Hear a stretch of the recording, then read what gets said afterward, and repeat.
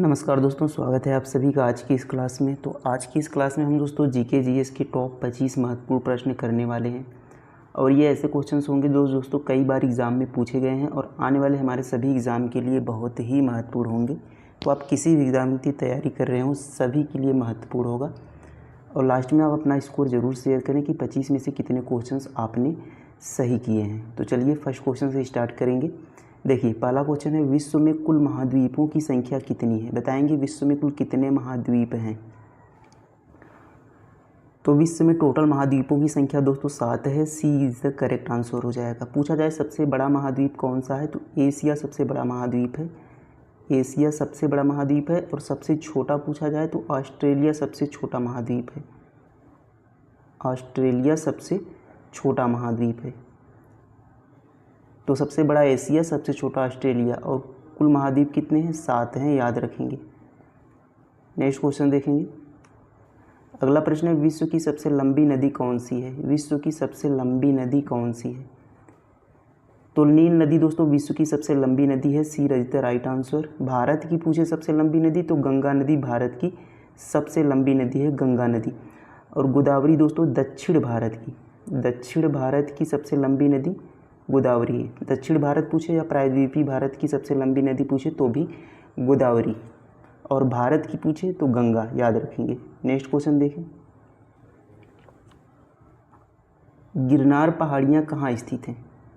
बताएंगे गिरनार पहाड़ियाँ कहाँ स्थित हैं। तो गिरनार पहाड़ियाँ दोस्तों गुजरात में स्थित हैं। A is the correct answer.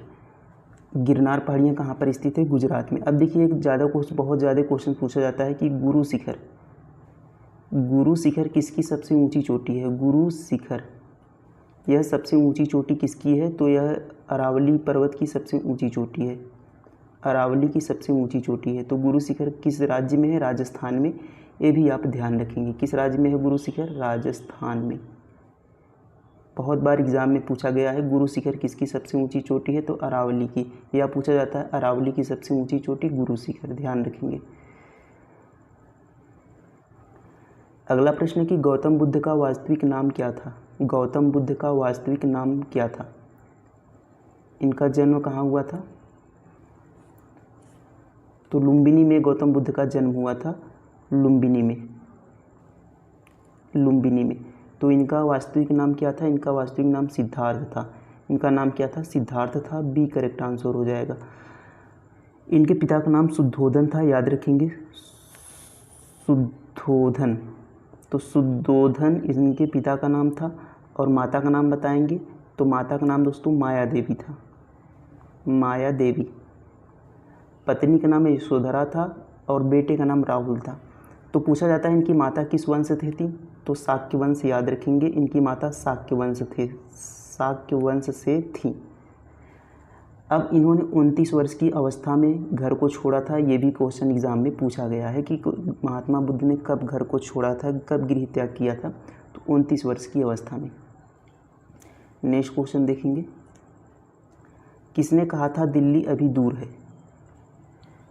तो किसने कहा था कि दिल्ली अभी दूर है? हुजूर। तो निज़ामुद्दीन औलिया ने दोस्तों कहा था कि दिल्ली अभी दूर है। एक करेक्ट आंसर हो जाएगा। किसे कहा था? गयासुद्दीन तुगलक को। गयासुद्दीन तुगलक को कहा था कि दिल्ली अभी दूर है हुजूर। तो याद रखेंगे किसने कहा था? निज़ामुद्दीन औलिया ने कहा था कि दिल्ली अभी दूर है। अगला प्रश्न देखेंगे दोस्तों कि यामिनी कृष्ण मूर्ति का संबंध किस शास्त्रीय नृत्य से है? यामिनी कृष्ण मूर्ति का संबंध किस शास्त्रीय नृत्य से है? कथक से, भरतनाट्यम, ओडिसी या फिर कथकली से? तो यामिनी कृष्ण मूर्ति का दोस्तों भरतनाट्यम से है। भरतनाट्यम और कुचिपुड़ी दोनों से इनका संबंध है। भरतनाट्यम और कुचिपुड़ी दोनों शास्त्रीय नृत्य करती हैं यामिनी कृष्ण मूर्ति, याद रखेंगे। कथक से एक बड़ा नाम याद रखेंगे बिरजू महाराज का। बिरजू महाराज किससे संबंधित हैं? कथक से, ध्यान रखेंगे। नेक्स्ट क्वेश्चन देखेंगे। भारत में पुनर्जागरण का जनक किसे कहा जाता है? भारत में पुनर्जागरण का जनक किसे कहा जाता है? तो राजा राम मोहन राय को दोस्तों पुनर्जागरण का जनक कहा जाता है। भारत में बी राइट आंसर हो जाएगा। राजा राम मोहन राय द्वारा किस सभा की स्थापना की गई? ब्रह्म समाज। ब्रह्म समाज की स्थापना किसके द्वारा की गई? राजा राम मोहन राय द्वारा। नेक्स्ट क्वेश्चन देखेंगे, ज्ञान प्राप्ति से पूर्व महावीर का नाम क्या था? तो स्वामी महावीर जो कि जैन धर्म के 24वें तीर्थंकर थे और वास्तविक संस्थापक इन्हें जैन धर्म का कहा जाता है, जिनका चिन्ह क्या है? सिंह। तो इनका ज्ञान प्राप्ति से इनका नाम क्या था? तो इनका नाम था वर्धमान, यानी बचपन में इनका नाम वर्धमान था जब इन्हें ज्ञान की प्राप्ति नहीं हुई थी। तो ये यहाँ पर करेक्ट आंसर हो जाएगा। इनका जन्म कहाँ पर हुआ था दोस्तों? तो इनका जन्म हुआ था कुंडग्राम में। कुंडग्राम में। इनके पिता का नाम सिद्धार्थ था, याद रखेंगे। नेक्स्ट क्वेश्चन देखेंगे, खालसा पंथ की स्थापना किसने की? तो खालसा की स्थापना किसने की बताएंगे?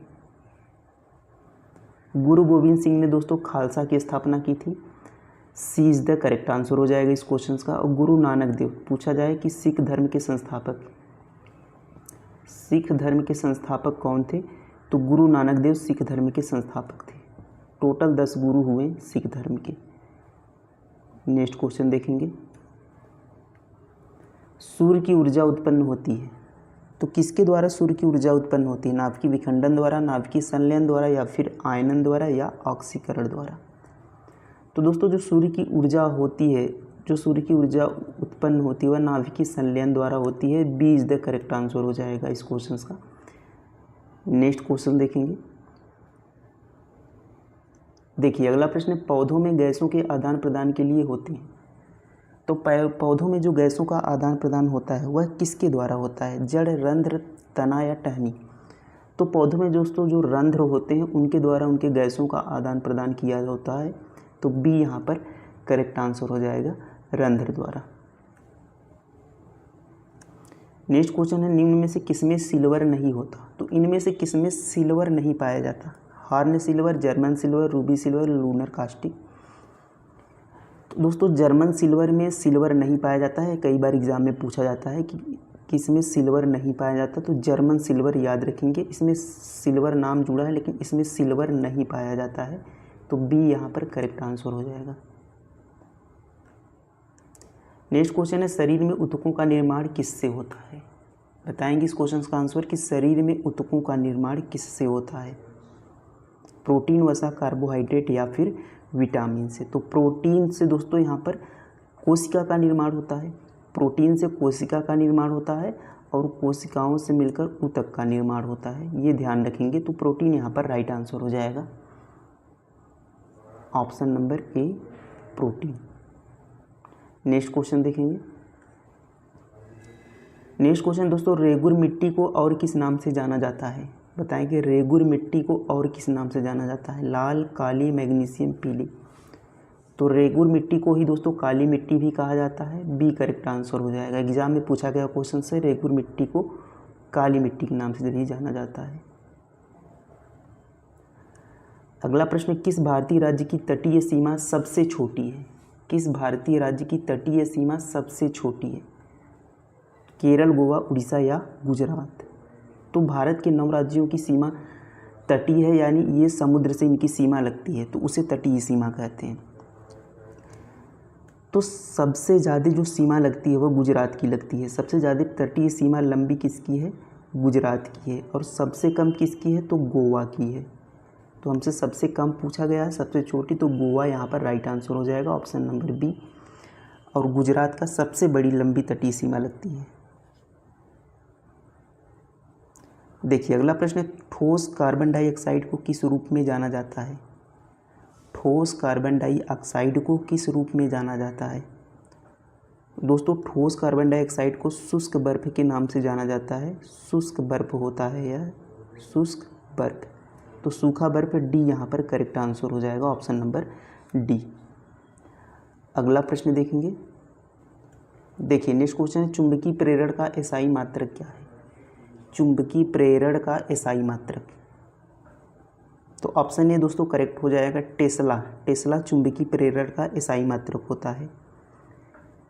ओम दोस्तों प्रतिरोध का ऐसा ही मात्रक है, प्रतिरोध, तो ओम प्रतिरोध का मात्रक है, याद रखेंगे। कैंडिला ज्योति तीव्रता का मात्रक है, इसको भी याद रखेंगे। नेक्स्ट क्वेश्चन है, किस अनुच्छेद के तहत राष्ट्रपति शासन लागू होता है? तो किस अनुच्छेद के तहत राष्ट्रपति शासन लागू होता है? तो 352 के तहत दोस्तों क्या होता है? तो राष्ट्रीय आपात घोषित किया जाता है 352 के तहत। राष्ट्रीय आपात 352 के तहत घोषित किया जाता है। 356 के तहत दोस्तों राष्ट्रपति शासन होता है, राष्ट्रपति शासन। और 360 के तहत वित्तीय आपात होता है, वित्तीय आपात। तो इन्हें कैसे याद रख सकते हैं? देखिए 52, 4, 56, 4, 60, 4 4 की गैपिंग से याद रख सकते हैं कि इनमें 4 का अंतर है। इस तरीके से इन्हें याद रख सकते हैं। तो यहाँ पर हमसे पूछा गया है दोस्तों राष्ट्रपति शासन, तो बी यहाँ पर राइट आंसर हो जाएगा। राष्ट्रपति शासन बी करेक्ट आंसर हो जाएगा। 356 के तहत लागू होता है। और राष्ट्रीय आपात पूछे तो 352, और वित्तीय आपात पूछे तो 360 के तहत। इन तीनों को याद रखेंगे। नेक्स्ट क्वेश्चन है, भारत की स्वतंत्रता के समय गवर्नर जनरल कौन था? भारत की स्वतंत्रता के समय गवर्नर जनरल कौन था? वो ऑप्शन ए करेक्ट आंसर हो जाएगा दोस्तों, लॉर्ड माउंटबेटन। यानी माउंटबेटन उस समय था। माउंटबेटन भारत की स्वतंत्रता के समय गवर्नर जनरल था। कौन था? माउंटबेटन, याद रखेंगे। लॉर्ड कर्जन, कर्जन कब था दोस्तों? ये बंगाल विभाजन 1905 में इसी ने किया था। तो बंगाल विभाजन किसने किया था, कब हुआ था? कर्जन के समय में, ये भी याद रखेंगे। देखिए अगला प्रश्न है, दीन ए इलाही धर्म की शुरुआत किस मुगल शासक ने की? दीन ए इलाही धर्म की शुरुआत किस मुगल शासक ने की थी? तो अकबर ने दोस्तों दीन ए इलाही धर्म की शुरुआत की थी। बी करेक्ट आंसर हो जाएगा।